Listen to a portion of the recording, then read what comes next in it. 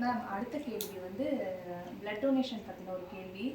இப்போ வந்து blood donate பண்ணுறாங்க இல்லையா நிறைய பேர், அது வந்து அக்குபஞ்சரில் வந்து பண்ணக்கூடாது அப்படின்ட்டு சொல்கிறீங்க.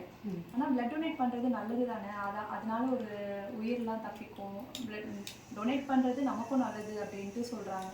அதை பற்றின உங்கள் கருத்து என்ன? பிளட் டொனேஷன் அப்படிங்கிறது உடம்புக்கு தேவையில்லாத ஒரு வேலை தான்.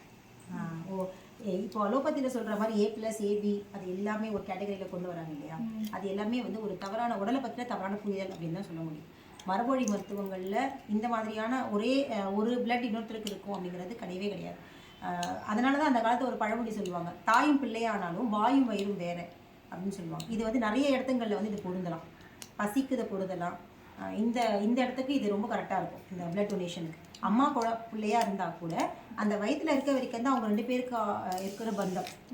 அந்த குழந்தை தாயுடைய கருவிலேருந்து வெளியே வந்ததுக்கப்புறம் அந்த குழந்தை வேற தாய் வேறு. இதுதான் பிரபஞ்சத்தோட நியதி. இதுதான் மிருகங்கள்லேருந்து மனிதனும் மிருகங்கள் எல்லாமே ஒன்று தான். அந்த பிரபஞ்சத்தில் உயிர் அப்படின்னு படைச்சாலே எல்லாமே ஒரே மாதிரியான படைப்பிலக்கணம் தான். அறிவு சார்ந்த விஷயங்களில் தான் வந்து வேறுபடுமே தவிர மற்றபடி எல்லாம் ஒன்று தான். ஸோ அப்படி இருக்கும் பொழுது தாய்க்கு இருக்கிற, இப்போ தாயும் ஒரு பொண்ணும் இருக்கிறாங்கன்னா முடியலை அப்படின்னா அவங்களுடைய ரத்தத்தை வந்து இந்த குழந்தைக்கு கொடுக்குறதோ இல்லை குழந்தையோட ரத்தத்தை ஏற்றுறது தவறு. அப்படி ஏற்றுனா என்ன ஆகும் அப்படின்னு நீங்கள் கவனிச்சிங்க அப்படின்னு பார்த்தீங்கன்னா அந்த உடம்பு அதை வெளியேற்றிடும். அந்த ரத்தத்தால் அந்த உடம்பு இயங்கவே இயங்காது. அது அந்த உடலுக்கு தேவையான ரத்தத்தை தானே உற்பத்தி பண்ணிக்கும். அதுதான் அங்கே ப்ரொசீஜர். அப்போது அந்த ஏற்ற ரத்தம் என்ன ஆகும்னா கொஞ்ச நாளில் அந்த வேர்வை வழியாக வெளியேறும். இப்போ ஆப்ரேஷன் பண்ணும்போது இந்த ரத்தம் ஏற்றி தான் காப்பாற்றணும் அப்படின்னு சொல்கிறது எல்லாமே ஒரு பொய் தான். அது எல்லாமே ஒரு சித்தரிப்பு தான். இது கிட்னி டிரான்ஸ்பிளான்டேஷன் கூட பொருந்தும். கிட்னி டிரான்ஸ்பிளான்டேஷனில் போய் பார்த்தீங்கன்னா அந்த பழைய கிட்னி அவங்க எடுத்துருக்கவே மாட்டாங்க. டிரான்ஸ்பிளான்ட்னா என்ன அர்த்தம்? டிரான்ஸ்பிளான்ட்னா உன்னை எடுத்து தானே இன்னொரு வைக்கணும். அப்படி கிடையாது. அங்கேயே இந்த கிட்னியையும் பொறுத்திருப்பாங்க. இது வரைக்கும் டிரான்ஸ்பிளான்ட் பண்ணி எந்த டாக்டர்ஸுமே பழைய கிட்னியை காமிச்சதே கிடையாது. அந்த உடம்பு என்ன பண்ணனா பழைய கிட்னியை சரிப்படுத்தி அதில் தான் இயங்குமே தவிர புதுசாக உற்பத்தியான அந்த கிட்னி மேலே தன்னுடைய ஒரு கவர் பண்ணி அதை தனியாக வச்சிடும். எதிர்ப்பு சக்தியால் ஒரு கவர் ஃபார்ம் பண்ணி அதை மூடி தனியாக பேக் பண்ணி வச்சிடும். அந்த புது கிட்னியால் உடம்பு இயங்காது. பழைய கிட்னி தான் இயங்கும். இதே தான் ரத்தத்துக்கும்.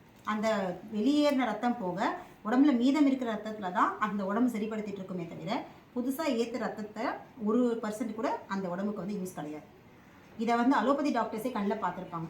அதனால தான் பிளட்டு வந்து கொடுத்து செக் பண்ணுவாங்க இல்லையா, அப்போ நல்லா பார்க்கலாம். கிராஸ் மேட்சிங் மெத்தட் செய்வாங்க.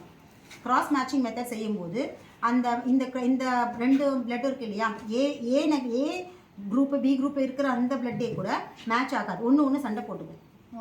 இது வந்து சம்டைம்ஸ் வந்து சரியாக கவனிக்காமல் உடம்புல ஏற்றும் போது உள்ளேயும் வந்து அந்த கிராஸ் மேட்சிங் ஆகாமல் சண்டை போடும்போது தான் ஃபிட்ஸ் வர்றது.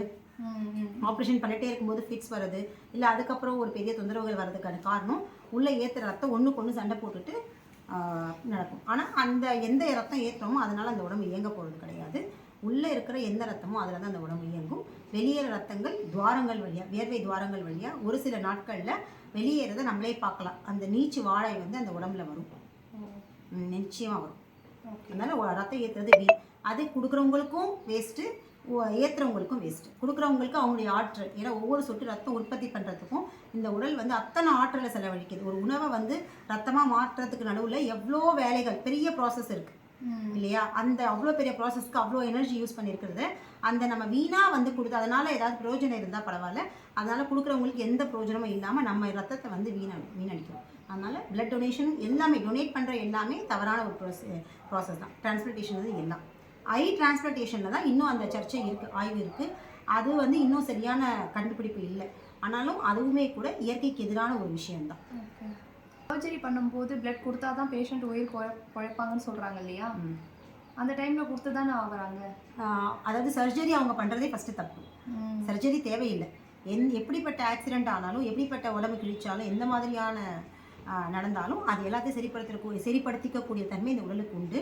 அதற்கான ஆவணங்கள் எல்லாமே வந்து கூகுளில் சர்ச் பண்ணிங்கன்னா இருக்குது. எத்தனையோ இந்தியர்கள் இல்லாத வெளிநாட்டவர்கள் கூட இந்த மாதிரியான பெரிய பெரிய ஆக்சிடெண்ட், ஏர் கிராஷ் கம்ப்ளீட்டாக இந்த கழுத்து பகுதியிலேருந்து ஃபுல்லாக உடஞ்சி போய் உயிர் மட்டும்தான் இருக்கும், அதுக்கு மேலே அந்த உயிர் வாழவே முடியாது, வேறு எதுவுமே செய்ய முடியாது அப்படின்னு சொல்கிற அளவுக்கான ஒரு அந்த அளவுக்கான கண்டிஷனில் இருக்கவங்க கூட சரியாக இருக்காங்க. குட்மேன் மோரிஸ் அப்படின்னு சொல்லிட்டு அவர் சரியாக இருக்கார். அந்த மாதிரியான ஒரு ஆப்ரேஷன், அந்த மாதிரியான ஒரு கண்டிஷனில் கூட அவர் சரியாக இருக்கார் அலோபதி கை விரிச்சதுக்கு அப்புறமா. அதே மாதிரி இந்தியாவில் பார்த்தீங்கன்னா எங்கள் அப்பு ஹீலர்ஸ் வந்து எமர்ஜென்சின்னு ஒரு புக்கில் வந்து ஒவ்வொருத்தரும் அவங்களுக்கு வாழ்க்கையில் வந்து எப்படியான ஆக்சிடென்ட்ஸ் நடந்து அதை வந்து அதில் எப்படி அவங்க வந்து அக்குபஞ்சர் மருத்துவம் வழியாக வந்து க்யூர் ஆகி வந்திருக்காங்க, எந்த விதமான அலோபதியில் எந்த இதுவும் எடுக்காமல் அந்த ஸ்டிச்சிங் போடுறதோ இல்லை வேறு எந்த ஒரு சர்ஜரி எதுவும் இல்லாமல் பயங்கரமான டேமேஜ் இல்லையும் வந்து உடம்பு திரும்பவும் ரீகவர் ஆகிருக்கிறது, அக்குபஞ்சர் ட்ரீட்மெண்ட் வழியாக ரீகவர் ஆகிருக்கிறத புக்காக எழுதியிருக்காங்க. எமர்ஜென்சி அப்படிங்கிற புக் எதிர் வெளியீடு. அதை பார்த்தீங்கன்னா உங்களுக்கு எல்லாமே சாட்சி தான். அது மாதிரி வெளிநாட்டில் இருக்கிறவங்களும் வந்து இந்த மாதிரியான ஆக்சிடென்ட்ஸை எப்படி குணப்படுத்தியிருக்காங்க அப்படிங்கிறதையும் எந்த மருத்துவமும் இல்லாமல் குணப்படுத்தியிருக்காங்கன்றதையும் பதிவு செஞ்சுருக்காங்க. Okay ma'am, thank you ma'am, thank you so much for explanation.